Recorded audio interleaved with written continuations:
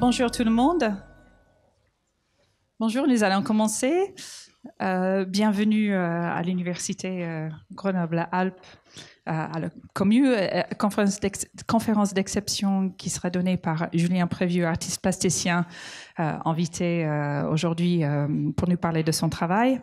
Je vais passer la parole. Je suis Inga Linder-Gaillard, responsable des études et de la recherche à l'ESSAD, l'École supérieure d'art et design Grenoble-Valence. Nous sommes membres associés à la Commu. Je vais passer d'abord la parole à Patrick Lévy, président de la Commu. Merci beaucoup. Bonjour à toutes et à tous. Alors, j'ai le privilège de faire cette introduction. Alors, je le fais évidemment peut-être comme président de la communauté, mais peut-être surtout comme coordinateur d'initiative d'excellence, puisque finalement, ces conférences rentrent dans le cadre de l'initiative d'excellence, et je vais expliquer pourquoi, en fait. Bon, le cycle en question, il a un objectif qui est de donner l'accès finalement à des personnalités.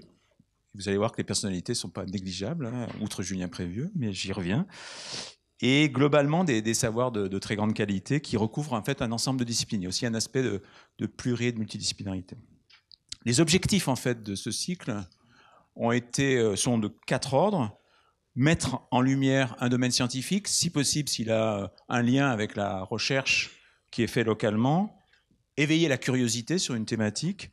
Faire rayonner les sciences et la communauté universitaire, évidemment.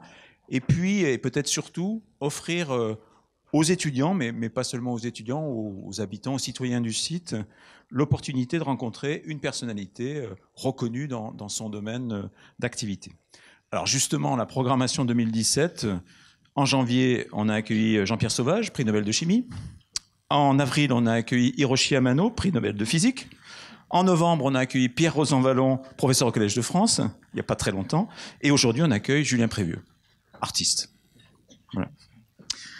Donc finalement, quand on a fait cette liste, qui est pas mal, aucune pression, non, aucune pression.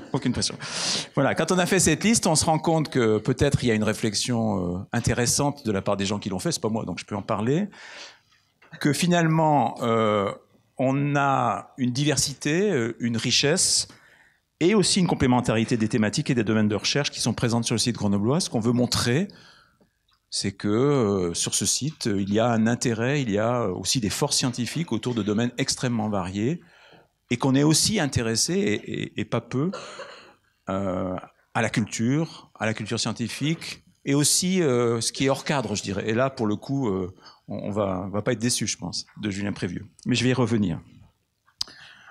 L'autre chose, c'est que bon, c'est un programme qui a rencontré un très grand succès. Hein, vraiment, on a à chaque fois été finalement récompensé par l'audience qui était là, enfin le nombre de gens qui sont venus écouter, participer. Et aussi un point commun, c'est finalement la volonté de partager. C'est-à-dire que l'audience, et je ne doute pas que ça sera le cas aujourd'hui, n'est jamais passive, elle est là pour poser des questions. Et je vais juste raconter une anecdote. Il y a une question qui a été posée à Jean-Pierre Sauvage par un étudiant, et je peux vous dire qu'il a eu un petit peu de mal à répondre, en fait. Hein. La question était vraiment intéressante. Et Hiroshi Amano aussi. Hein. Donc, alors, malheureusement, j'étais pas là, mais j'étais à Shanghai. Mais du coup, je pense que cette interactivité est très importante. Voilà, l'autre chose, c'est qu'il y a une volonté de ces 4 personnalités de partager leur savoir, de partager leur passion, et en particulier avec les jeunes. Et c'est vrai que ce qui est très important aussi, c'est tout ce qui est fait en amont, éventuellement en aval, avec des jeunes qui peuvent être des étudiants évidemment, mais aussi des lycéens. Et c'est tout à fait intéressant. Donc, bon, parce que on se pose beaucoup de questions sur la science et la connaissance, mais enfin... Quand de jeunes lycéens accueillent un prix Nobel dans leur lycée, je pense que ça a quand même un impact, ne serait-ce que pour montrer que les questions que se posent, en l'occurrence, et Julien Prévieux ne fera pas exception à ça, que ceux qui sont posés à travers une expérience, qu'elle soit scientifique ou artistique, une vie passée à faire ça, sont des choses qui peuvent être riches d'enseignements pour la jeunesse. Voilà, donc faire connaissance, c'est le sous-titre de ce cycle, et donc je pense que ça prend tout son sens. Alors nous allons faire connaissance avec le conférencier, pour ceux qui ne le connaissent pas, mais il va y avoir aussi une connaissance mutuelle à travers ces rencontres.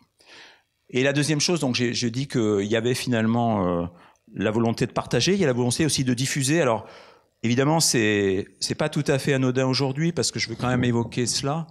même si ce n'est pas forcément directement connecté avec ce que Julien Prévieux va nous dire après.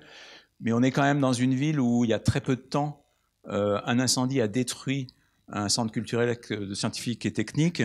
Et je ne veux pas trop extrapoler là-dessus, mais je veux juste dire que, nous sommes assez indignés de cela, et le mot est faible, et deux, que nous ne nous tairons pas.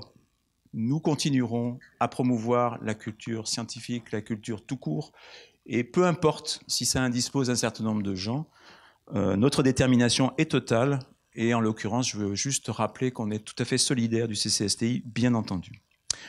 Et donc, d'une certaine façon, c'est notre contribution comme communauté universitaire à lutter contre l'obscurantisme dans une période où le territoire, effectivement, est touché par des événements qui sont assez graves.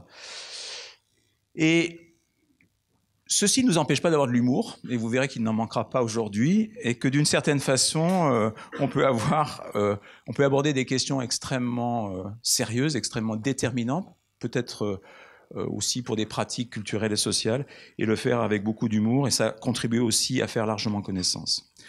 Donc je ne vais pas dire grand-chose sur Julien Prévieux, parce que Inge va le faire.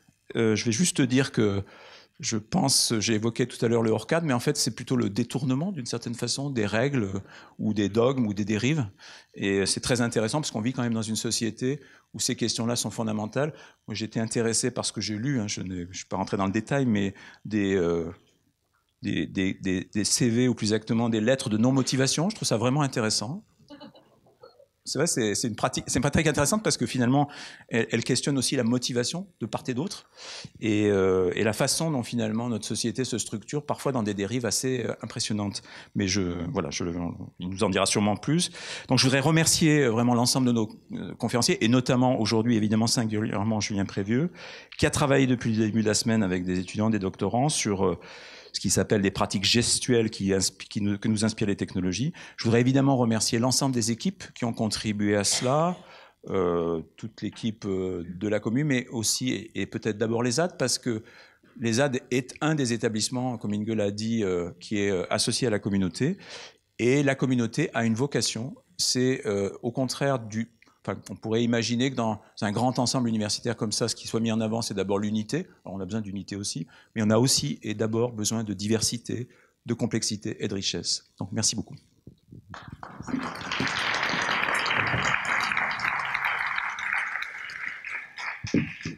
Merci. Je propose qu'on s'assoie. Voilà, on sera plus à l'aise. Et je tiens à saluer aussi à distance les SAD à Valence parce que on a de très nombreuses étudiantes et étudiants et de collègues qui sont avec nous à distance dans l'amphi à Valence. Donc bonjour et merci d'être avec nous cet après-midi. Il faut que je mette mes lunettes. Julien Prévieux. Vous êtes né à Grenoble en 1974 et vous vivez et travaillez aujourd'hui à Paris.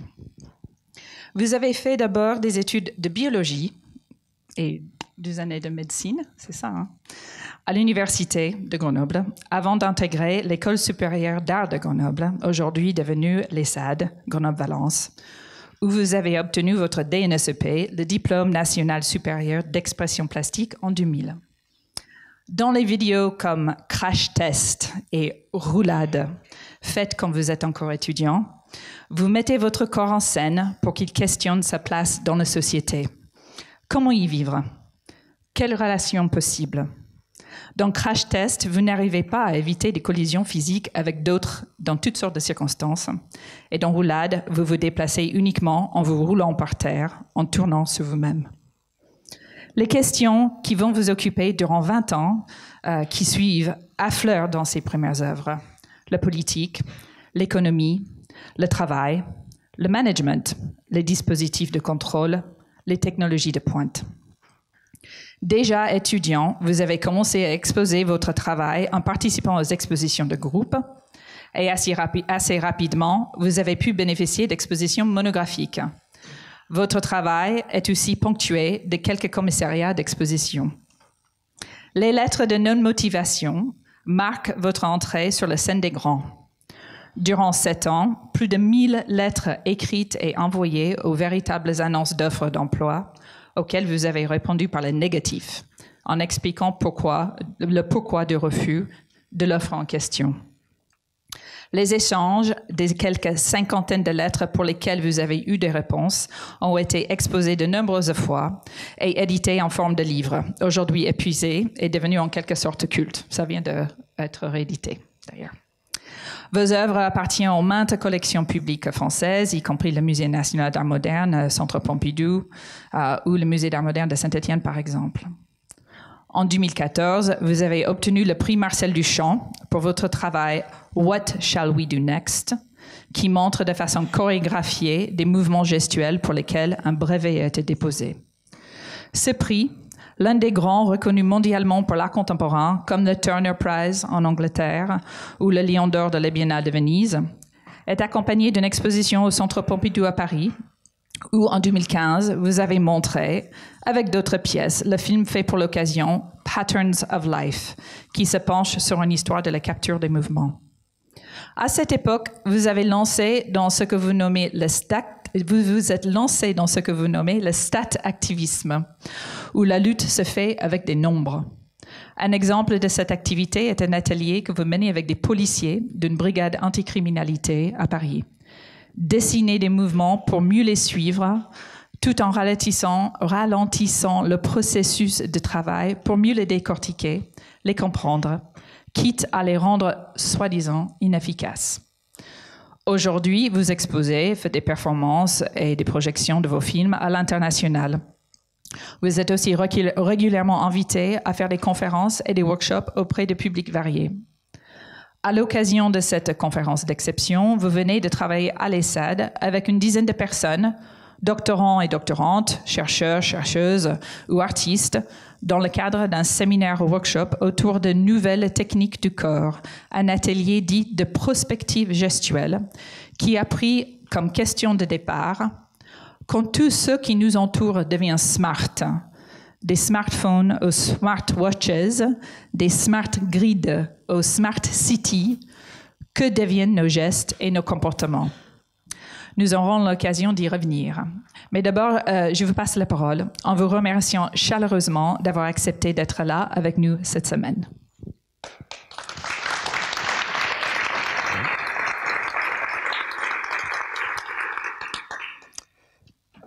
Bonjour à tous et alors merci Inge pour cette présentation.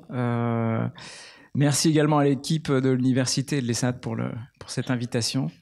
Donc je te remercie toi Inge, mais aussi Gretchen Schiller qui est là, Joël Chevrier et puis Hélène Deschamps aussi qui a permis l'organisation de cet atelier, de ces 3 jours dont je reparlerai un petit peu plus tard, mais qui était une belle expérience.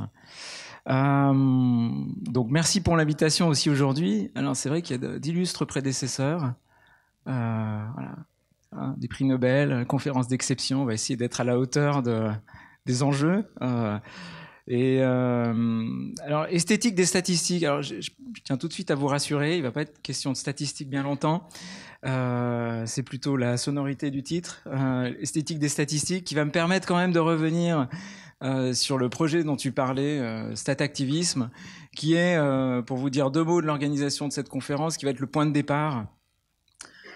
Toujours difficile pour les artistes d'éviter la forme chronologique. En telle année, j'ai commencé comme ça, puis l'année d'après ça, etc.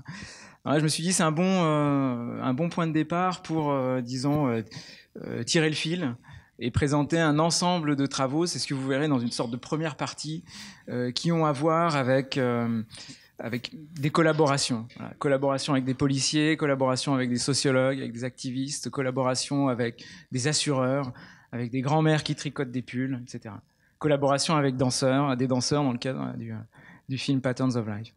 Et puis une deuxième partie qui aurait plutôt à voir avec des collections, des bibliothèques, des choses que je mets de côté et que je présente. Voilà. C'est un petit peu abstrait, mais donc tout ça pour vous dire qu'il y aura grosso modo 3 moments dans cette conférence.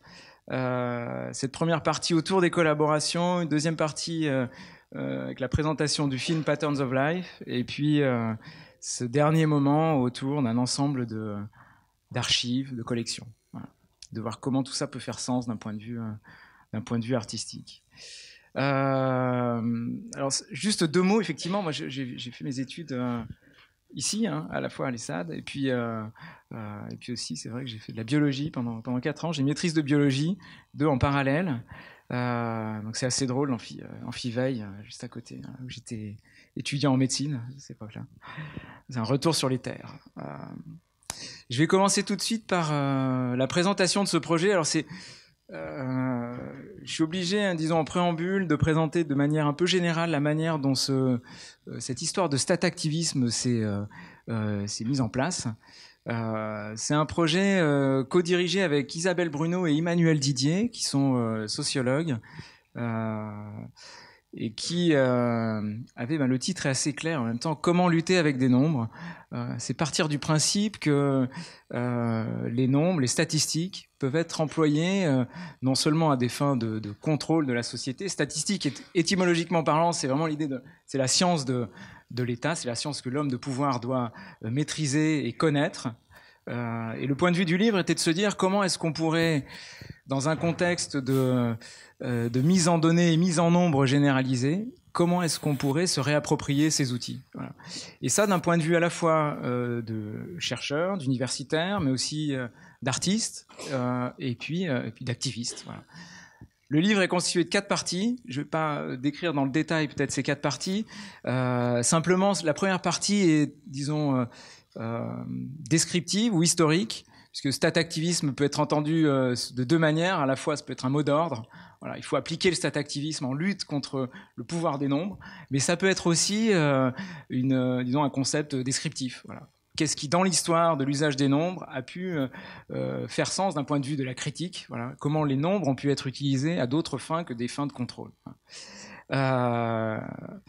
Plusieurs exemples historiques. Il y aurait peut-être en préambule, et peut-être qu'il y a d'autres choses plus anciennes, un exemple de Pierre Bourdieu dans Les Héritiers, quand Bourdieu dit voilà, l'école ne pallie pas les inégalités sociale, bien au contraire, elle vient valider le savoir de ces étudiants ou de ces enfants qui ont dans la famille un capital culturel déjà là. Voilà. Et ça, Bourdieu le fait avec des nombres. Donc ça, c'est en 64, même période. Hans Sacke, qui est donc un artiste connu notamment pour cette œuvre qui s'appelle Profil de visiteur, là, qu'il a réalisé à New York dans les années 60 et début 70 à la Documenta. Et là, Hans Sacke, je ne sais pas à quel point vous êtes tous au courant de pratiques d'artistes, mais Hans Sacke fait partie de ce qu'on appelle la critique institutionnelle. C'est-à-dire, c'est un artiste qui travaille sur les conditions de travail des artistes, comment les œuvres elles-mêmes peuvent être reçues, comment le travail d'artiste se met en place, quelles sont les conditions de production, etc. Donc de voir finalement le réseau, le milieu, le champ artistique d'un point de vue en dézoomant légèrement. Et ici, à la Documenta, en proposant cette œuvre qui s'appelle Profil de visiteur, qui consistait en un questionnaire, un questionnaire sociologique dans lequel les visiteurs de la Documenta pouvaient donner finalement leur âge, là où ils habitaient, leur niveau de revenu, leur avis sur des questions politiques de l'époque. Et ce que ça fait émerger, ce questionnaire-là, donc voilà. Je ne sais pas si on voit très bien le questionnaire lui-même, mais il affichait en temps réel les résultats. Là, on le ferait peut-être de manière informatisée maintenant. Ça faisait émerger le contexte social, voilà, des visiteurs de l'art et visiteurs de ce type d'exposition, qui sont effectivement des gens revenus plutôt moyens, bien éduqués, et puis en même temps avec des idées politiques plutôt souples, on pourrait dire, qui étaient et qui, à l'époque, il faut imaginer aussi que Hans Sacke travaillait sur les collectionneurs de l'art et sur les financeurs, et un peu, voilà, et donc mettait comme ça en évidence ce qui constituait le milieu de l'art. Voilà. Pour nous, il y a dans cette œuvre-là une part de stat-activisme, utiliser les nombres pour faire émerger, dans ce cas-là, le fonctionnement ici du milieu de l'art. Donc il y aurait cette partie historique, qui est la première partie du livre. La deuxième partie du livre consiste à dire est-ce qu'on pourrait regarder aujourd'hui qu'est-ce qui se passe ? Comment est-ce que les nombres sont utilisés à des fins à la fois de contrôle, mais aussi à des fins de lutte, comment est-ce qu'on peut les utiliser à d'autres manières. Il y a un très bon exemple, c'est l'exemple de la police et des ruses, on pourrait dire des ruses avec les règles. Et là, j'arrive doucement à cet atelier avec les policiers. La police, alors dans les années 90, à New York, Giuliani a mis en place avec un préfet, avec plutôt un spécialiste, on pourrait dire l'équivalent du préfet aux États-Unis, qui s'appelle William Bratton. Il a mis en place un système qui s'appelle CompStat, dont vous avez peut-être déjà entendu parler. J'ai mis cette image de The Wire, qui est cette série qui se déroule à Baltimore. Système qui permet de classer les crimes et les délits de manière très précise, et surtout de mettre en place un système de comparaison quasi, on pourrait dire, régulier, en temps réel, de ce qui se passe dans non pas tel arrondissement, tel precinct, on dirait, qu'on pourrait comparer à un autre. Qu'est-ce qui se passe dans le temps? Pourquoi les chiffres sont moins bons ce mois-ci alors qu'ils étaient très bons le mois précédent? Et ce système-là aboutit à ce que certains sociologues ont appelé le miracle new-yorkais, parce qu'au début ça marche, quoi. Voilà, ça marche. Les délits et les crimes diminuent. Et ça marche pourquoi? Notamment à cause de cette phrase ici, là. Si vous ne pouvez pas ramener les nombres dont nous avons besoin, vous serez remplacé par quelqu'un qui peut. Voilà.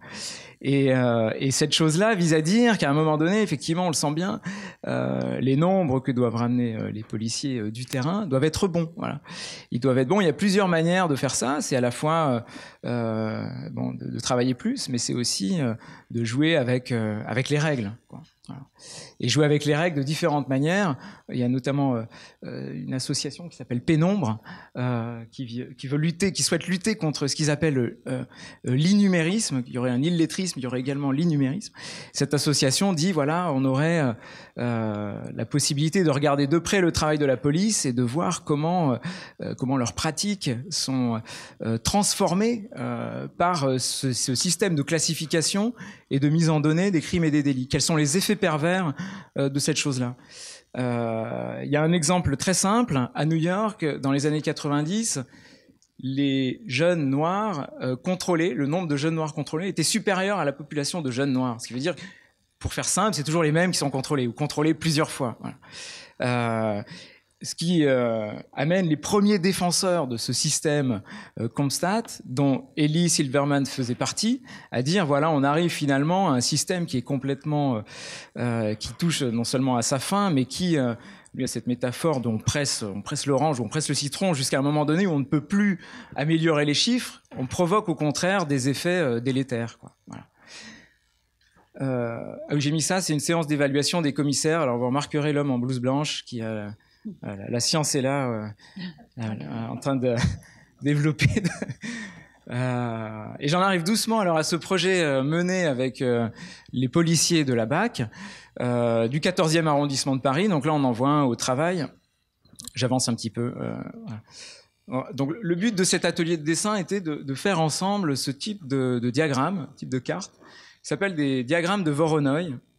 Dont les scientifiques ici ont sûrement dû entendre parler, qui sont des diagrammes qui permettent de subdiviser des surfaces, voilà, pour faire simple. Donc, c'est utilisé en médecine notamment pour aller voir des cellules cancéreuses, par exemple, là où les polygones se concentrent, un peu comme une toile d'araignée, là où la toile d'araignée se densifie, c'est là qu'on aurait le plus de cellules malades.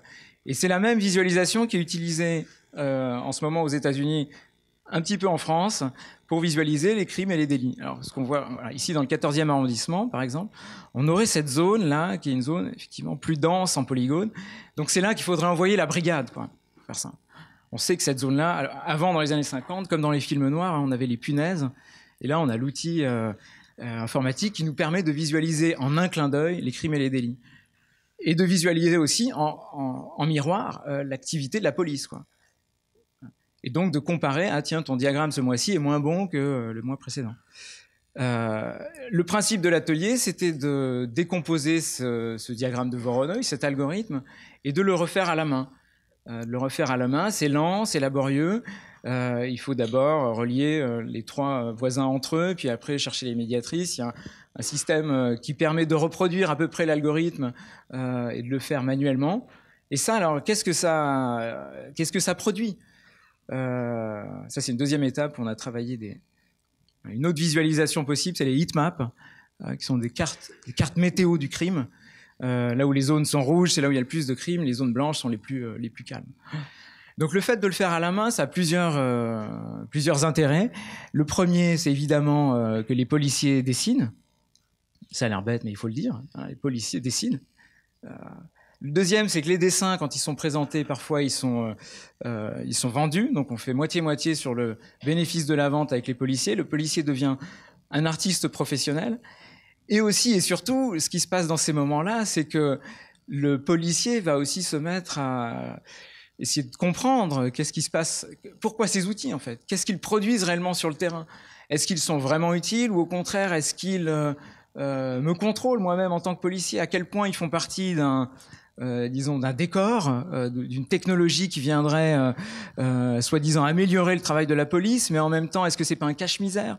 Donc ces discussions-là, c'est la deuxième partie, disons, de l'atelier, une partie qui est quasiment sociologique, c'est comprendre en fait ce que ça fait avec eux, avec les premiers concernés, et évidemment ce que ça fait, on le sent bien là, c'est un moment où ça, à la fois on pratique du dessin, ça a l'air de rien, mais en même temps dans la discussion émerge tout l'arrière-plan social et puis les contraintes, la mise sous pression, cette espèce d'injonction de créativité qu'on demande à la police. Qu'est-ce que ça veut dire pour un policier d'être créatif? Laisse réfléchir à ça. On sent que c'est pas bon, quoi. Et donc ces dessins ont été présentés dans des expositions, effectivement, voilà, sous cette forme, aussi sous la forme d'un article donc que j'avais écrit pour le projet StatActivisme. Alors ça donne effectivement des séries de, on le voit, de blobs plus ou moins là, nuageux, et puis ces diagrammes très géométriques qui ont des qualités formelles aussi, et c'est aussi ça. Et c'est comme ça que les policiers avaient été recrutés. J'avais essayé de les recruter par le biais de la hiérarchie dans un commissariat. Ils me disaient, mais quel est le diplôme? Il n'y a pas de diplôme, c'est juste essayer de travailler avec cet outil, de le détricoter, d'essayer de comprendre ce qu'il fabrique. Donc n'ayant pas de relais dans les commissariats, j'étais allé voir un ami d'amis qui chante dans un groupe de rock, dont le batteur est policier, enfin il est batteur dans un groupe de rock, voilà. Et c'est comme ça que l'atelier a été monté finalement de manière sauvage, donc avec un petit groupe. Et donc le premier relais, je peux le citer, c'est Benjamin Ferrand, voilà, qui a été voilà, qui m'a permis de rencontrer les autres, et aussi voilà, on a fait un rendez-vous au bar à côté du commissariat, et c'est là que je les ai recrutés en montrant un dessin terminé. Donc il y a eu cette première rencontre qui se fait aussi autour d'une forme, et je crois que c'est un bon levier, on pourrait dire, que là, ici, la forme de cet outil, ce que ça donne quand il est complètement désactivé hors contexte, et bien quelque part donne l'impulsion pour faire d'autres choses avec. Voilà. Je ne sais pas si c'est bien clair, mais j'y reviendrai sous d'autres aspects après. Voilà. Alors ce projet-là, qui a été mené avec des sociologues, effectivement, on parlait des lettres de non-motivation. Les lettres de non-motivation étaient le point d'entrée, ou disons, Emmanuel Didier me dit, ce que tu fais là avec ces lettres, ça me rappelle des expériences, des expériences de sociologie, notamment qu'avait pu mener en son temps Harold Garfinkel, qui pratiquait de la microsociologie, et qui disait, voilà, il faut trouver des petits biais, des situations légèrement différentes qui permettent de mettre en lumière ce qu'habituellement on ne voit plus, qui sont des choses qui sont tellement banales ou tellement devenues quasiment naturelles, qu'il faut trouver des biais différents, voilà. Donc pratiquer le breaching, il appelait ça, donc une technique de parasitage qui à un moment donné fait basculer disons l'environnement social. Et finalement, ces lettres de non-motivation, ça a été le point de rencontre avec ces sociologues qui me disaient, bah, tiens, moi je vois dans cette œuvre quelque chose qui répond directement à ce qu'on fait, quoi. Ces lettres, alors pour en dire quelques mots quand même, peut-être je peux en lire une. J'ai qu'à lire celle-ci. Inge, tu peux me dire? Oui, volontiers. C'est un peu de théâtre.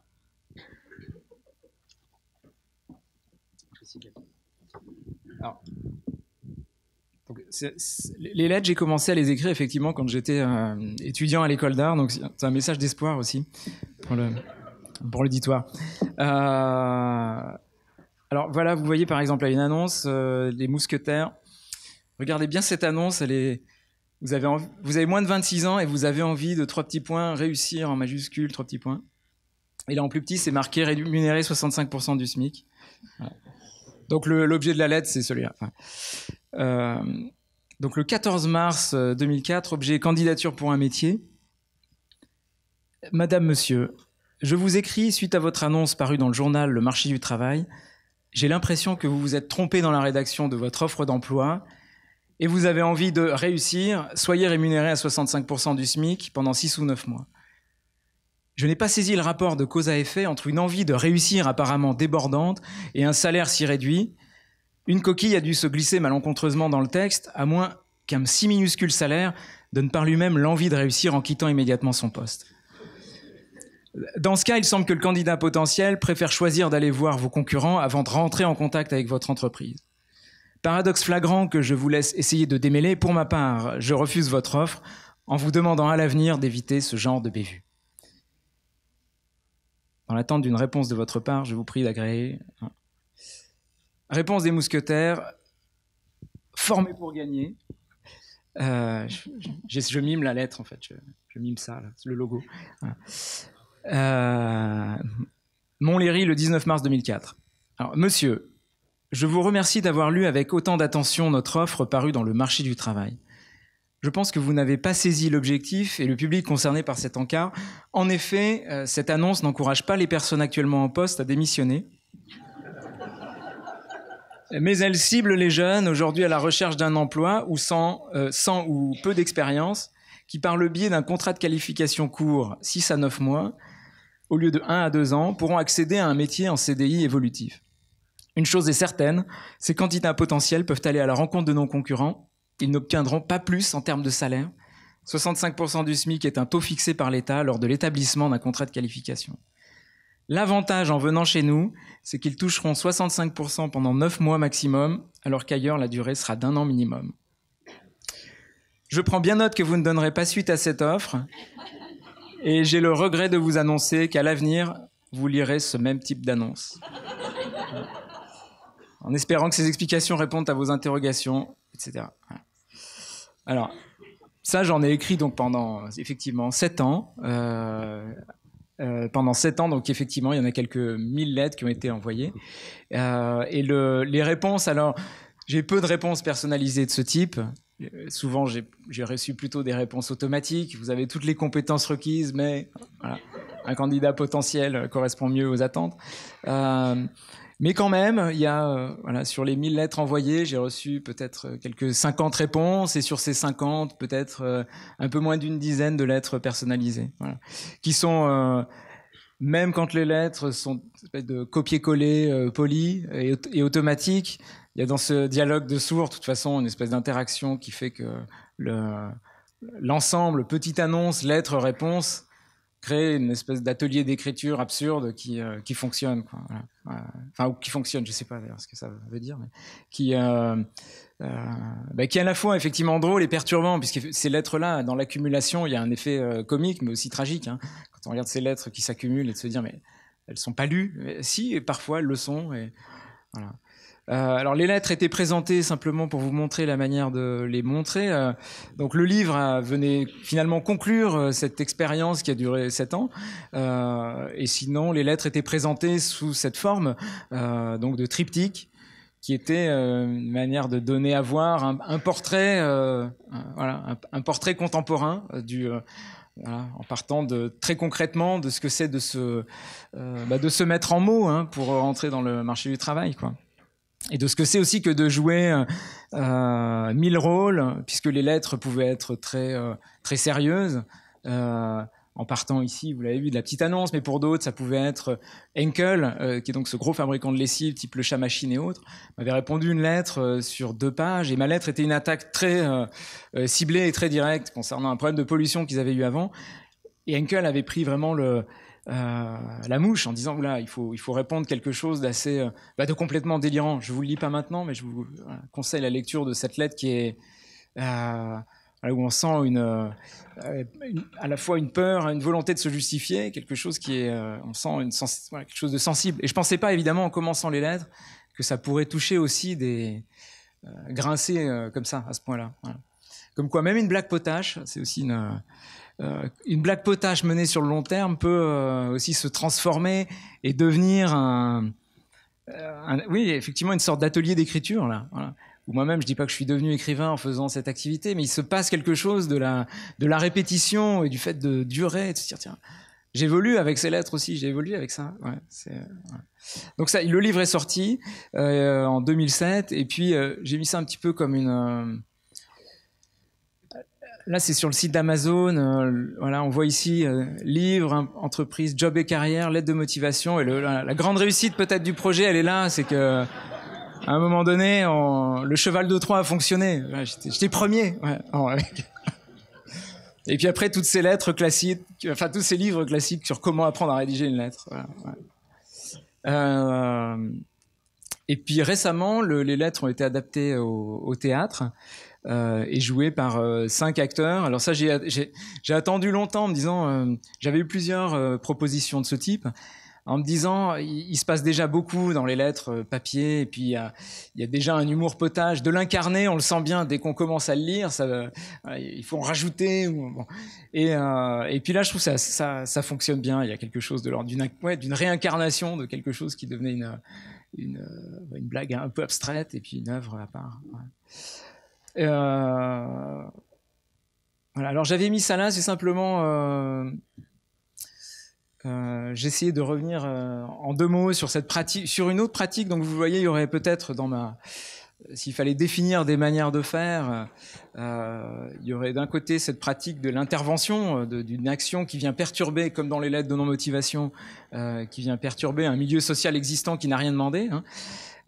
Et par rapport à ces diagrammes et ces cartes que je vous ai montrées au début, réalisées avec les policiers, j'ai aussi une pratique du dessin qui aurait à voir plus avec effectivement la carte, le diagramme, le schéma. Voilà. Et ça, je voulais vous montrer quelques exemples. Quelques exemples peut-être en les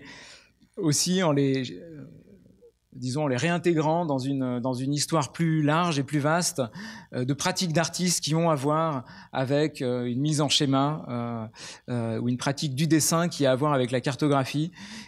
Je ne vais pas vous faire cette histoire-là maintenant, plutôt un historien de l'art qui peut-être devrait faire ça, mais simplement pour vous dire que dans les années 50, la pratique de la carte, c'est peut-être là qu'on pourrait la faire commencer, peut-être avant, je sais pas, il faudrait voir, avec notamment les situationnistes et Debord, voilà, avec son fameux guide psychogéographique. Dans les années 60, Stanley Brown, qui demandait à des passants de lui indiquer le chemin pour Amsterdam, pour aller d'un point à un point B.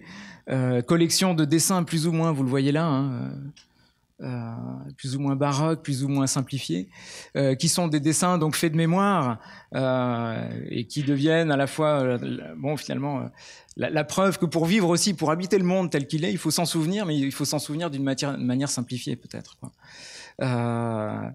Alors là, je ne sais pas pourquoi c'est mis en page comme ça, mais pratique qu'on pourrait aussi rapprocher de celle peut-être de Pierre Joseph à un certain niveau. Je vais essayer de vous montrer l'image en entier quand même. Je trouve ça dommage. Ah non, j'ai qu'un... Pierre Joseph, artiste qui est passé par l'ESSAD aussi. Voilà. Inge, tu confirmes.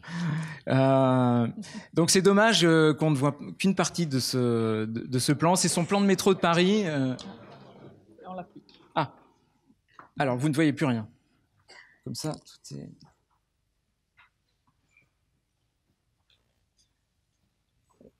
Ah, il y a un petit souci. Ça y est, ça revient. Bon, ok. Donc il faudrait imaginer, je vais le mimer, vous imaginez le plan de Paris et Pierre Joseph redessine de mémoire donc le plan de Paris qu'il connaît effectivement. Et alors ce que révèle aussi ce plan, c'est à la fois évidemment le plan est à trous, la mémoire ne se souvient pas de tout, mais c'est aussi un révélateur de là où va Pierre Joseph et là où il vit. C'est-à-dire qu'on verrait que la rive gauche est moins détaillée que la rive droite, par exemple. Et ce diagramme, voilà, c'est aussi une lecture à plusieurs niveaux. Ah oui, je l'avais rapproché de ça. Autre diagramme, voilà, on l'a vu rapidement pendant le workshop. Un diagramme fameux de Paul-Henri Chambardelot qui a été repris par Debord aussi, qui dit... Voilà, on le voit, hein, il est assez explicite. Voilà, c'est le trajet d'une jeune fille du 16e arrondissement pendant un an. Et cette pauvre jeune femme, prise comme ça, tourne en boucle dans ce triangle infernal. Oui, je sais plus, il y a ses cours à l'école du Louvre, son logement, les cours de piano. Voilà. Preuve pour Debord qu'il faut faire éclater cette espèce de carcan et pratiquer la dérive. Voilà. Plus récent, il y a eu alors, un certain nombre d'expositions, notamment Robert Storr avait organisé une expo dans les années 90 autour de la pratique des cartes et des diagrammes par les artistes contemporains, en montrant notamment des œuvres de Marc Lombardi.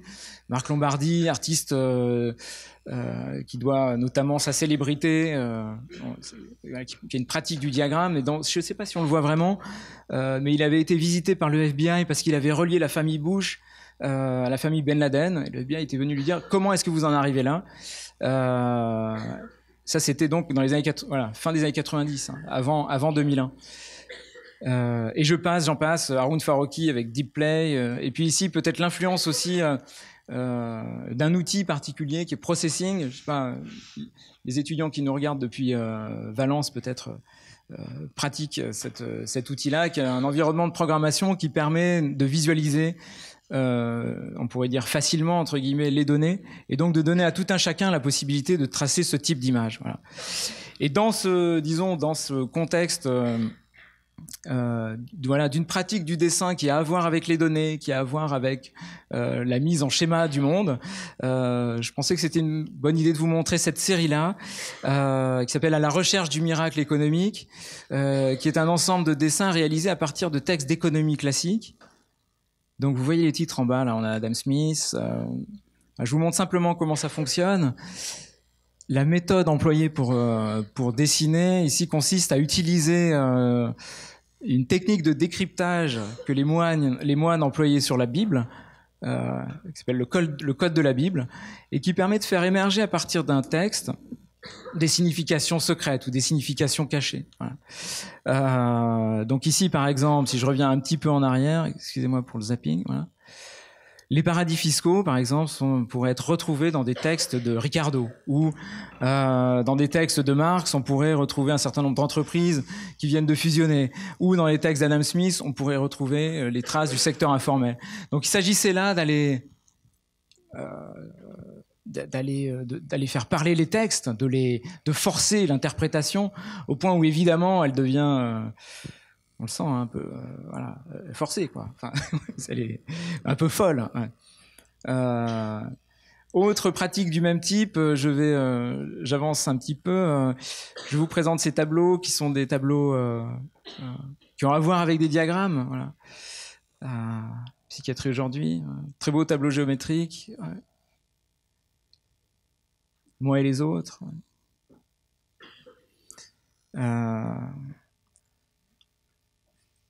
De Joseph Albers, psychotique. Ouais.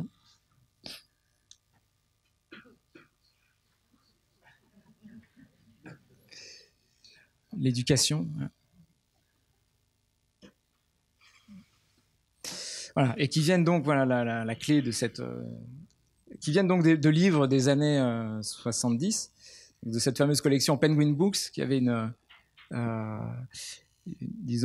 choix de design graphique qui avait justement à voir avec des tableaux abstraits. On l'a vu là, surtout pour le sexe dans la société. Voilà. Et j'aimais beaucoup ce rapport, ce changement, d'échelle entre un titre qui devient un sous-titre et qui vient commenter. Souvent, le cliché face au tableau abstrait, c'est de se dire mais quoi penser face à ça. Et là, il y avait une espèce de jeu un peu d'ironie, de se dire en même temps ces lignes, qu'est-ce qu'elles nous disent de tout ça. Je ne vais pas insister là-dessus. Sexe dans la société. Ouais. Des pullovers que je ne vais pas commenter parce que je sens que je parle beaucoup. Et... Non, ça va.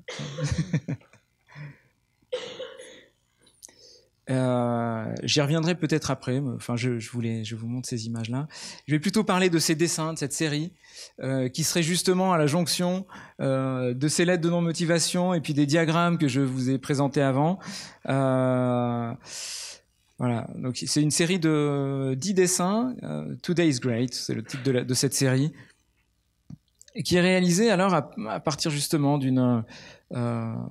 d'une rencontre, disons, avec ce bâtiment qui est un bâtiment de Frank Gehry, avec ici une paire de jumelles de ce sculpteur pop qui s'appelle Claes Oldenburg.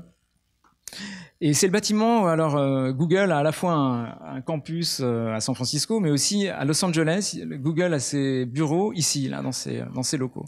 Et il se trouve qu'en étant à l'extérieur de ce bâtiment, on remarque ici assez vite on voit quelque chose, en fait. On voit des gens passer, il y a une activité ici, puis des gens qui restent, qui écrivent. Et c'est assez étrange parce que en zoomant, on peut voir de près. Voilà, donc je suis revenu ici, même emplacement, mais c'est ce qu'on regarde ici. Là, on regarde ça. Ça de plus près. Et ce qu'on voit de près, c'est, disons, une pensée de Google en train de se faire, quoi. C'est des équations, des petits mots laissés aux autres, on le voit ici, là, un mollusque, des petits mots, des dessins, voilà. Et puis en même temps quelque chose qui est de l'ordre on le sent, hein, voilà, du prototype, d'une pensée qui commence à se mettre en forme, quoi. Je me suis dit, tiens, là, c'est vraiment un bon endroit pour renverser le rapport de force. Tiens, Google nous prend les données. Est-ce que nous, on pourrait pas tout simplement, en fait, être là dans un rapport très low-tech, sans moyens, et aller piocher et puis aller chaparder, hein. Ici, des équations, le mollusque que j'ai beaucoup aimé. Voilà. Donc il y aurait comme aussi un art lié à Google. Et puis on sent bien Today's Great, qui est quand même le mantra côte ouest. Tout va bien, hein. Ouais. Tout va bien, la vie est fantastique. Et donc la série de dessins est faite à partir de cette prise de vue qui est comme on le sent, une sorte d'enquête aussi, ou de piratage sans moyens, quoi. Voilà. Il suffit d'être au bon endroit et peut-être que c'est un moyen ici d'aller. Nos données sont aspirées, on pourrait aussi peut-être d'une manière très simple, avec un dispositif vraiment, un appareil photo, être au bon endroit et récupérer les images, quoi, pour ensuite les redonner à voir peut-être différemment. Voilà.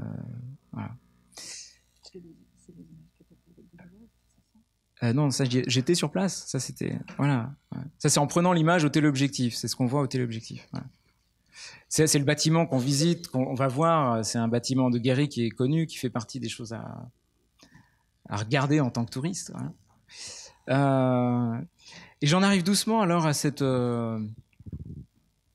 quelque chose qui serait justement à la jonction à la fois des mises en schéma décor et puis en même temps d'un rapport à la performance, à la manière de réutiliser une matière qui a priori n'aurait peut-être pas forcément à voir avec la danse ou avec et en même temps qui a beaucoup de choses à en dire.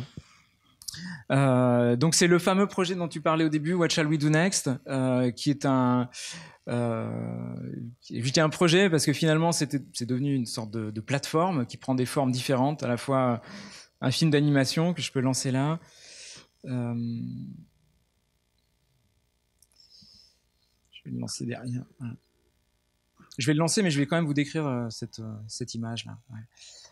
Le point de départ de cette œuvre consistait c'est plutôt le constat suivant. Il y a un certain nombre de gestes qui sont des gestes brevetés, c'est-à-dire des gestes qui sont décrits dans des brevets et dont l'entreprise qui brevette le geste devient propriétaire. Voilà. Ça, c'est une planche de main d'Apple qui est sortie, vous voyez la date, là, en 2006, donc c'est la période de l'iPhone 4. Et Apple dépose la gestuelle, la manière d'utiliser l'iPhone. Le principe, là, est dans le cas d'Apple, d'essayer d'épuiser les possibilités, c'est-à-dire de décrire un maximum de gestes pour éviter qu'un concurrent, Samsung ou autre, puisse utiliser le même type de geste. Et dans le procès Apple-Samsung, qui a lieu quelques années après, une partie de ces gestes, notamment le fameux slide to unlock, là, ce geste de glisser pour débloquer, faisait partie des preuves que le Samsung Android avait copié Apple. Donc ces brevets qui ont l'air de rien définissent quand même des territoires. Et en regardant ça, je me dis, première question, il y a une espèce d'étrangeté. À qui appartiennent les gestes? Qu'est-ce que ça veut dire de mettre ces gestes-là en brevet?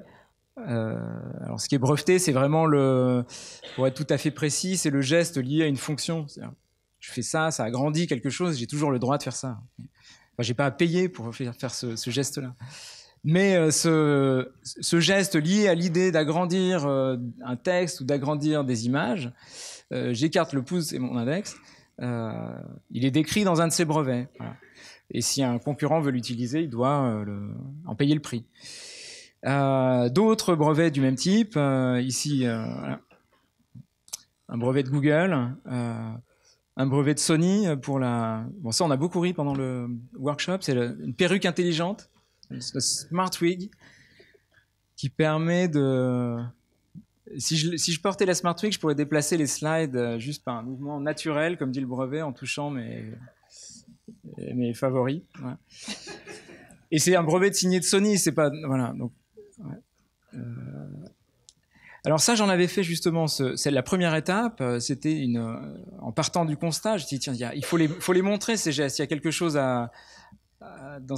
quelque chose de l'ordre du constat. Qu'est-ce que c'est que cette prospective gestuelle qui est en train de se mettre en place? Qu'est-ce que c'est que ces gestes à venir, là, ce réservoir qui s'établit petit à petit? Et ces gestes-là, certains vont avoir du succès. Le pinch to zoom va se stabiliser à un moment donné, va se cristalliser. Mais d'autres vont disparaître. Et cette partie de gestes mornés, voilà, ils sont là aussi, quoi. Donc il y aurait aussi un embranchement possible où des gestes, on ne les fait pas aujourd'hui, peut-être demain, mais voilà, ils pourraient être là. Ce qui me semblait être peut-être du coup une vision plus positive, en tout cas, de ces brevets, de se dire tiens, dans les brevets, on pourrait aller y trouver la manière d'une enquête, on pourrait y trouver nos comportements à venir, ou en tout cas nos gestes à venir. Voilà. Première étape, c'était ce film d'animation qui devait être mis à jour d'ailleurs en permanence pour avoir toujours un temps d'avance et montrer comme ça, comme on aurait une vidéo du BHV montrant la gestuelle de je sais pas, telle perceuse. Là, on verrait la gestuelle à venir voilà, sur un smartphone, des outils divers et variés qui ont aussi à voir avec des outils industriels, médicaux, des consoles de jeux, etc. La première étape était donc finalement cette notation, on pourrait dire, sous la forme d'un film animé, qui était présenté comme ça. Je vous montre simplement le dispositif. Donc un écran transparent qui diffusait... voilà, on pouvait regarder les mains par-dessus, il était en même temps diffusé au mur. La deuxième étape était effectivement de se dire cette gestuelle, on sent bien qu'il y a là un potentiel justement pour une chorégraphie et en reliant ces gestes ou en tout cas en les mettant en friction avec une certaine pratique de la danse qui serait plutôt de la danse en anglais on dirait task oriented, c'est-à-dire ces danses de Anna Alprin ou Yvonne Rainer qui utilisent plutôt des gestes du quotidien et qui vont créer une chorégraphie à partir de gestes du quotidien. Je dis tiens, est-ce que là on n'aurait pas justement une bonne référence qui nous permettrait d'envisager ce réservoir de gestes-là? Est-ce qu'on pourrait pas les rejouer, les combiner? Alors j'avais commencé disons cette traduction en gestes incarnés en travaillant avec des étudiants à Paris 8 et on avait testé cette matière-là en l'accélérant, en la ralentissant, en la recombinant. Tout le problème de ça, c'est qu'effectivement on s'éloigne doucement de l'origine en fait de ces gestes-là et puis il y a déjà beaucoup de choses, hein, on peut en parler longtemps de ces gestes brevetés, de leur du sens. Et là, d'ailleurs, je suis en train de parler beaucoup, en train d'expliquer ce qui se passe entre deux doigts là, quand on est en train de breveter un geste. Donc finalement, je me suis dit, il faut peut-être les garder au plus proche, entre guillemets, de ce qu'ils sont, c'est-à-dire avoir si c'est une chorégraphie, elle serait plus proche de la démonstration des gestes, en évitant de les pousser trop loin, quelque part. Il se passe déjà beaucoup rien qu'en les refaisant. Voilà. Et en les refaisant sans l'appareil, d'ailleurs, c'est pénible, c'est bizarre. Le mime, là, est difficile pour les danseurs. On en avait parlé un petit peu pendant le workshop. Puisque la position des mains change. On est plutôt avachi. Voilà. Je le sens bien si je me mets comme ça. Si je dois le faire dans le vide, debout, j'ai effectivement les problèmes qu'avait Tom Cruise quand il tournait Minority Report. Il avait mal au bras. Ouais, il devait faire des pauses. Ouais, peut-être parce qu'il est Mais enfin, surtout parce que les mains, quand elles sont au-dessus du cœur, elles deviennent lourdes, quoi. Ce qu'on fait dans Tai Chi, ça devient pesant, quoi.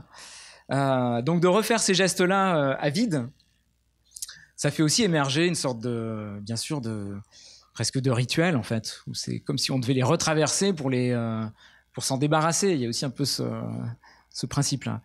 Je vais vous montrer un extrait du film qui a été réalisé donc avec des danseurs à la suite de cette première étape à Paris 8.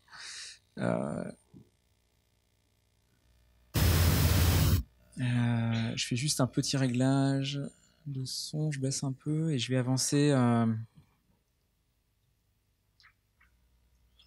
Voilà, on peut regarder un extrait de 5 minutes.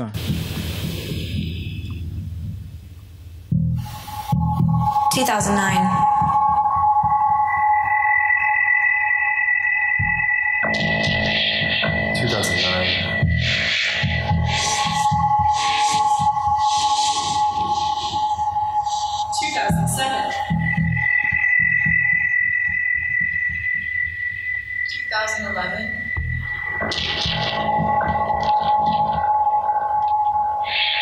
2008.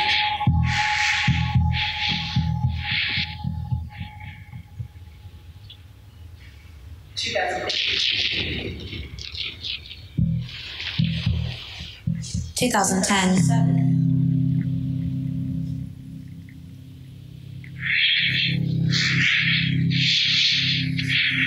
2006. 2007. Which gesture means copy rather than move? Do I wave to my digital devices more frequently than to my friends? 2007. Some have tried to provide a workaround to the pinch to zoom gesture. The new patent describes a circular movement for controlling the zoom-in function on a screen. Will they go so far as to patent picture rotation by pinching? 2007.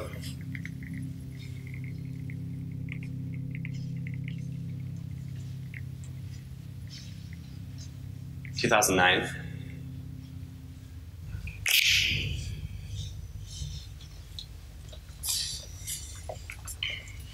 Some have tried to develop a gestural language. A single finger gesture would mean one thing. The same gesture with 2 fingers would mean another. 3, 4, or 5 finger gestures would mean yet more. In the same way, the early developers of the Xerox Star computer spent considerable effort and time developing a systematic clicking language for the computer mouse, but their efforts were lost.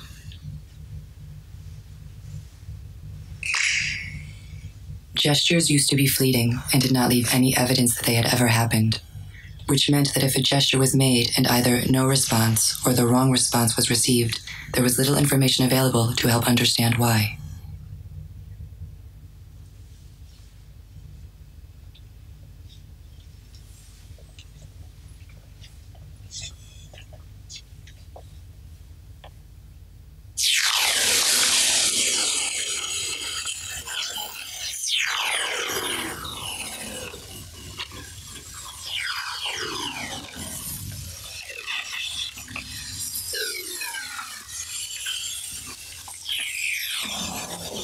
Believe it or not, I'm actually drawing.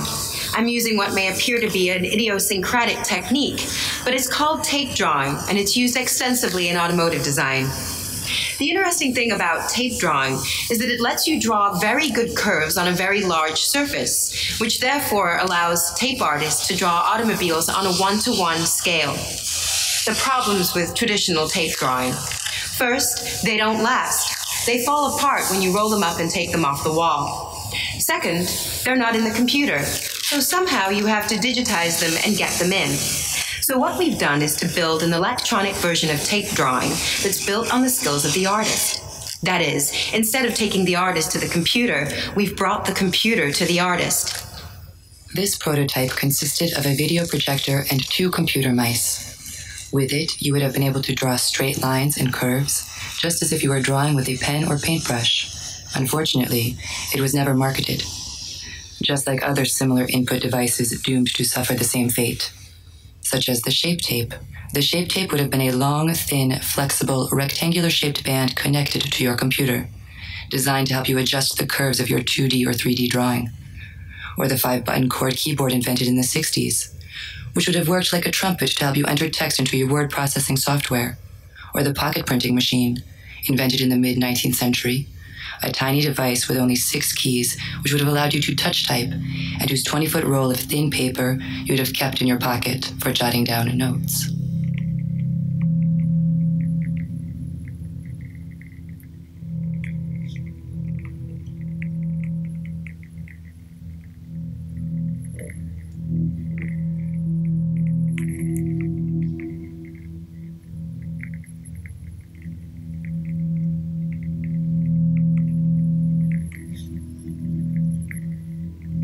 In the courts, a Korean phone manufacturer argued that the slide to unlock patent, owned by an American firm, was an attempt to claim ownership of an abstract idea that was not, in fact, a technical innovation. Experts immediately noted that the slide to unlock gesture was not new on phones. Some commentators even noted that the slide to unlock concept had actually been invented centuries ago by locksmiths.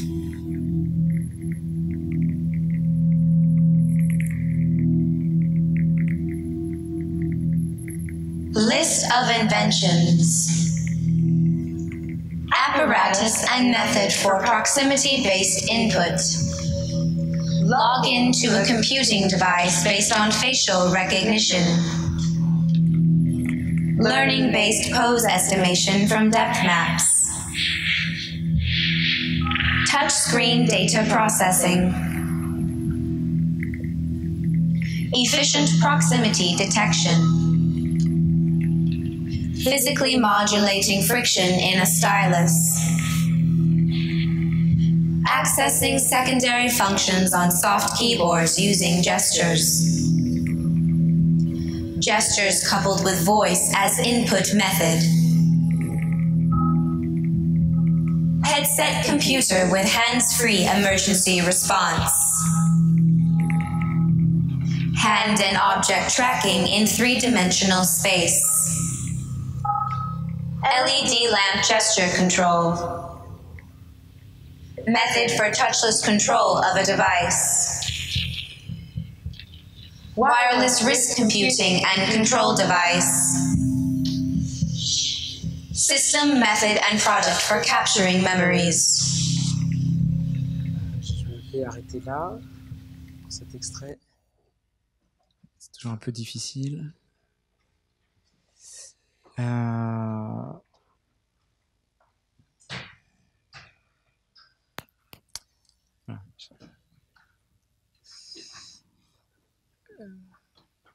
Alors simplement pour terminer sur cette sur What Shall We Do Next, la dernière étape peut-être de cette dernière ou avant-dernière étape de ce projet consistait aussi à venir compléter en live ce qui se passe ici à l'image, notamment quand on se pose la question de savoir à qui appartiennent les gestes. Il y a évidemment en danse un certain nombre de ça pose un certain nombre de questions du point de vue du droit d'auteur et du copyright. Il y a une histoire fameuse de notamment de Martha Graham qui a voulu céder ses danses et ses chorégraphies à son ayant droit, mais Martha Graham meurt, elle cède l'ensemble, enfin elle essaye, elle tente de tout céder à son ayant droit qui s'appelait Ronald Protas. Simplement, Martha Graham, quand elle était jeune, elle était devenue l'employée de sa propre compagnie, donc l'entité abstraite, la compagnie Martha Graham. Et en devenant l'employée de sa compagnie, elle a de fait cédé l'ensemble de ses danses, ou plutôt toutes ses créations étaient faites pour la compagnie Martha Graham. Donc elle ne possédait rien en propre. Voilà. Et l'ayant droit qui a voulu remonter un certain nombre de chorégraphies n'a jamais pu le faire. Il ne possédait qu'une seule danse, et encore sans posséder la musique, les costumes et la lumière. Ouais. Donc c'est ce qu'on avait rejoué en live, en alternance notamment avec le film. C'est un moment très particulier parce que c'est un enchaînement de gestes qui sont à la fois démunis de tous les apparats de la pièce de Martha Graham. Et ce moment-là était complété d'une voix. Les danseurs prennent la parole justement en se demandant, tiens, qu'est-ce qui nous appartient aussi réellement en tant que danseur et en tant que chorégraphe. Voilà. La dernière étape peut-être qui serait encore à faire, c'est finalement reconstituer un petit peu ce qu'on voit dans la planche de main au début, là, c'est-à-dire une archive de ces gestes mis en schéma et de les redistribuer, puisque finalement, on le voit là, ils ont un potentiel en tout cas, ils pourraient être, disons, combinés, redansés par d'autres, et en tout cas en dehors de moi ce que j'ai pu en faire. Voilà. Donc ça, ce qu'on voit comme image, c'est d'une version pour le plateau du même projet, une version pour la scène. Ouais. Sans transition, et dans la continuité de ce projet, je voulais parler de Patterns of Life, dont on a parlé un petit peu au début, qui est un film réalisé avec des danseurs de l'opéra, avec, disons, un petit peu la même dimension d'atelier ou disons, de remise en jeu d'un certain nombre de matériaux que les danseurs connaissent bien, un petit peu à la manière des policiers qui vont retravailler sur des diagrammes qui configurent leur travail. Les danseurs, là, il s'agissait de voir comment les corps ont pu être enregistrés, mesurés, depuis notamment la fin du 19e. Et je ne vais pas vous faire une présentation là-dessus, mais simplement vous montrer quelques images de Marais, qui étudiait notamment la marche. Vous connaissez peut-être ces fameuses images de décomposition du mouvement, voilà. La marche en flexion. Voilà. Et cette décomposition du mouvement a une histoire qui commence effectivement fin 19e et puis qui s'étend jusqu'à nos jours, en passant par des expériences assez incroyables des Gilbreth, voilà, des collègues de Taylor, qui mesurent ici les mouvements des ouvriers au travail et en utilisant la même technique que Marais, c'est-à-dire cet appareil photo mis en pose longue qui enregistre ces traînes lumineuses. Voilà. Et Gilbreth, le couple Gilbreth en faisait ces petites sculptures qui sont assez fascinantes de gestes figés qu'il venait ensuite corriger là où les zigzags sont trop rapides et prononcés. On peut améliorer le geste. Voilà. Jusqu'au renseignement américain qui utilise ici l'enregistrement du mouvement à d'autres fins. Je pensais vous montrer alors le film en entier, mais ça risque d'être un petit peu long, donc peut-être simplement le début pour vous montrer aussi comment cette matière qui a priori à voir avec la danse, mais sous un angle assez éloigné, peut être rejoué et recontextualisé. Voilà. Donc, on va regarder un extrait de Patterns of Life.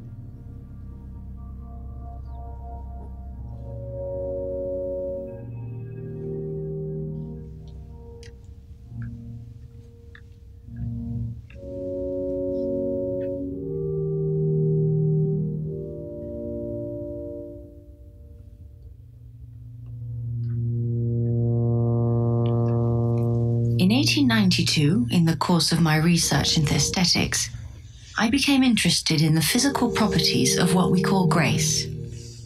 One of the most important characteristics of grace is that if we were to follow the body through space, its trajectory would form a line that has the essential aesthetic properties of continuity, symmetry, and regularity. I wanted to prove this with an experiment. I have fixed small lights that resemble electric jewelry onto the bodies of several dancers. I then filmed them as they danced in the dark under a red safe light, so that the photographic emulsion would record only the bright dots left by the lights on their bodies. The results were clear sinusoidal lines marking the trajectories taken by the head, shoulder, hip, knee, and ankle.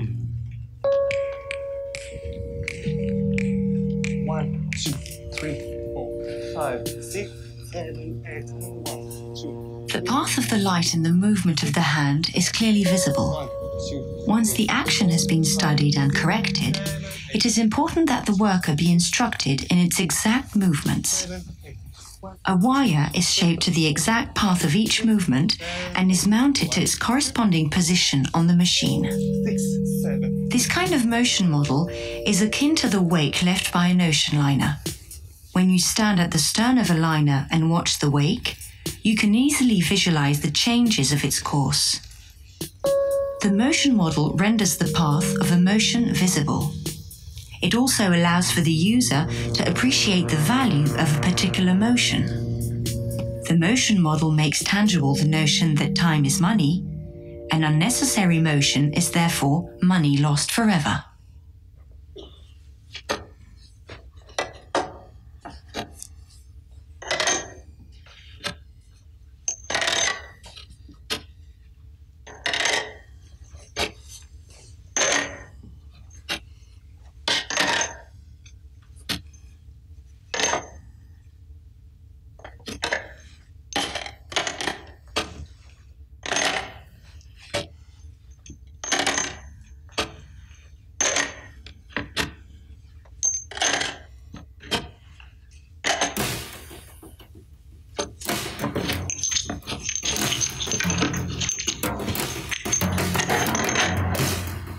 More powerful ways of seeing and designing movement boost a contemporary understanding of smart, mobile, and kinetic economies where industry players can capitalize on the technologization of motion.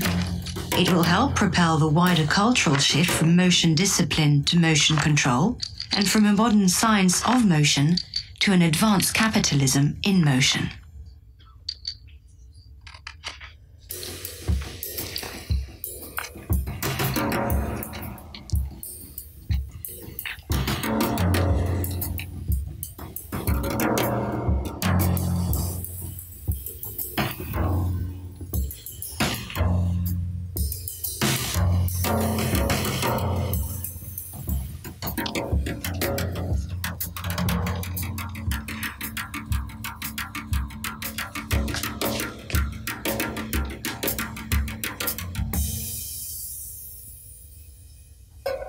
Ça me semble être un bon moment pour arrêter.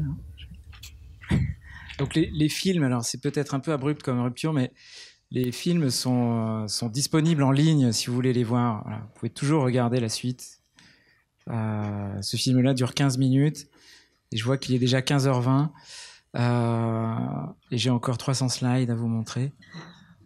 Je vais faire vite. Voilà. Alors je vais simplement peut-être, je voulais ajouter un petit mot sur... on a perdu l'image derrière. Ah oui, c'est quand je fais ça. Alors attendez. Si je fais ça, on doit la retrouver normalement. Voilà. Non, ça marche pas. Si je fais ça, voilà. Oui, c'est bon, c'est revenu. Je vais quand même peut-être dire un mot de ces collections dont j'ai parlé au début. Et peut-être...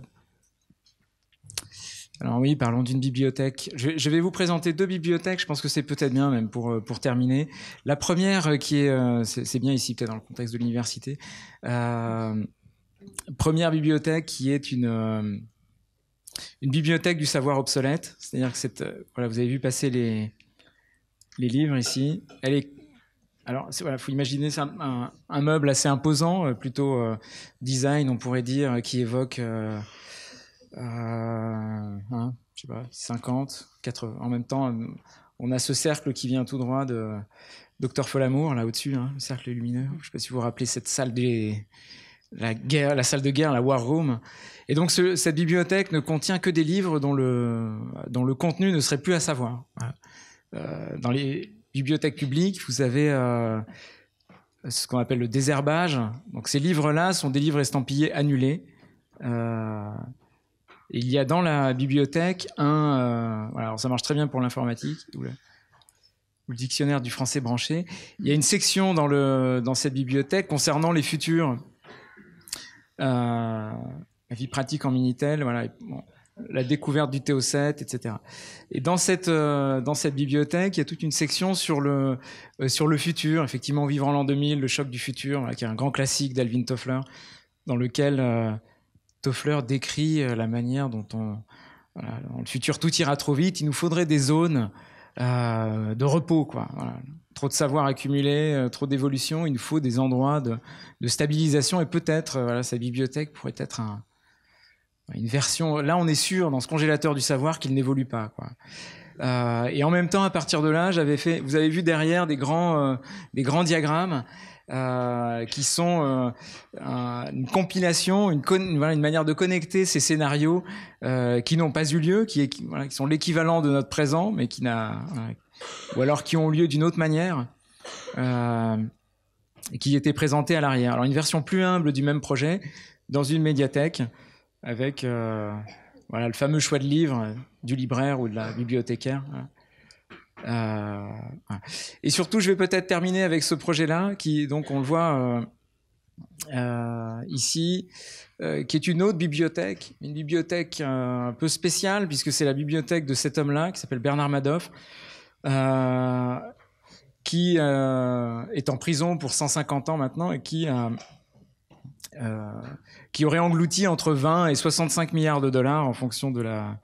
Voilà, c'est difficile même de savoir exactement, qui est donc Madoff, le plus grand escroc pour l'instant dans ce début de 21e siècle, qui avait une pyramide de Ponzi, c'est-à-dire un fonds d'investissement dans lequel les derniers rentrants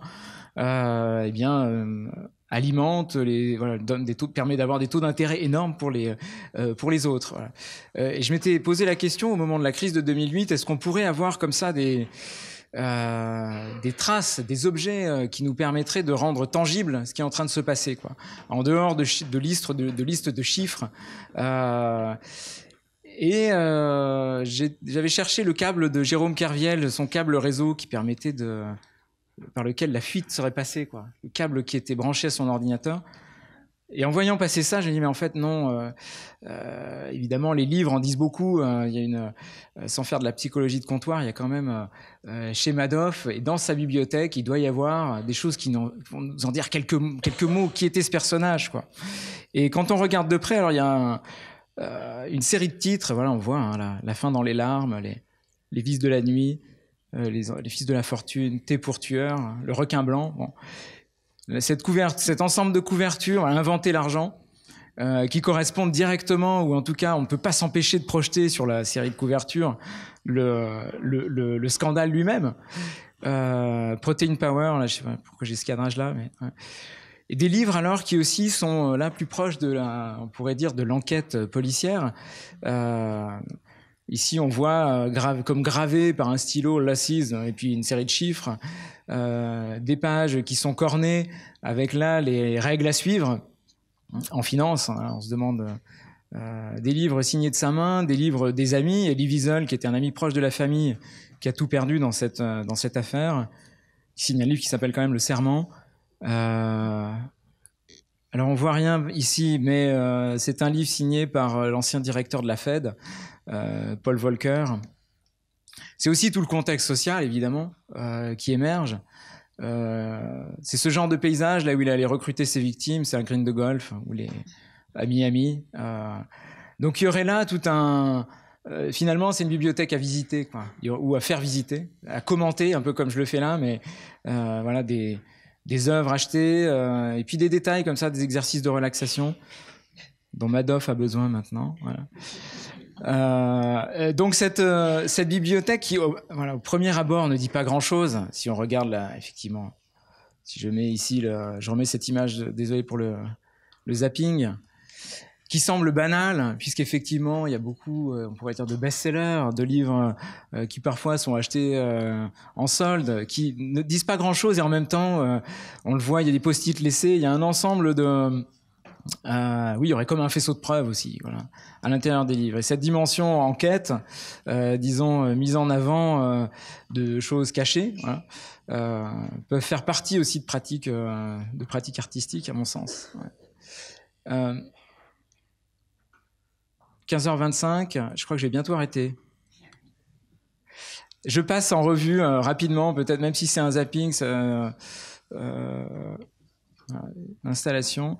Je peux terminer là-dessus, qui est une action réalisée en 2006.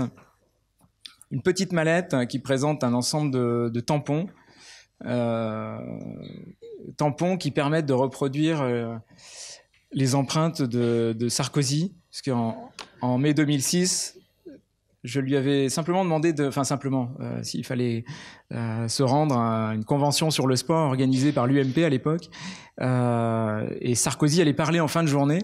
Donc toute l'idée de cette mallette, c'est d'essayer de récupérer ses empreintes. À l'époque, il était ministre de l'Intérieur. Donc c'était encore une fois un petit peu à la manière des dessins de Google, de renverser.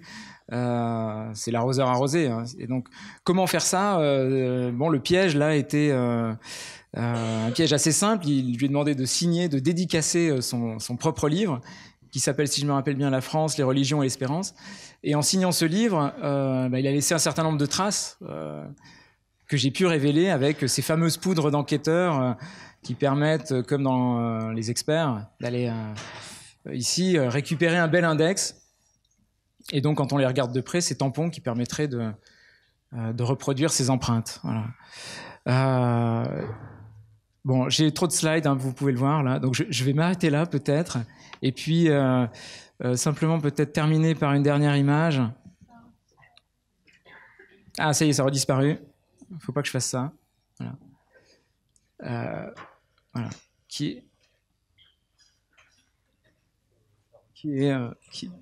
Voilà, ça y est, qui est l'image des débuts. Donc effectivement, quand Inge parlait de ces vidéos crash test, roulade, etc. C'est vrai que on peut dire, c'est aussi le parking d'Alpexpo qui était un moment déclencheur. Voilà. Je vous remercie. La fin est un peu chaotique, mais trop de matière, donc j'arrête. Et puis c'est peut-être bien d'ouvrir aux questions. Voilà. Je vous remercie en tout cas. Merci.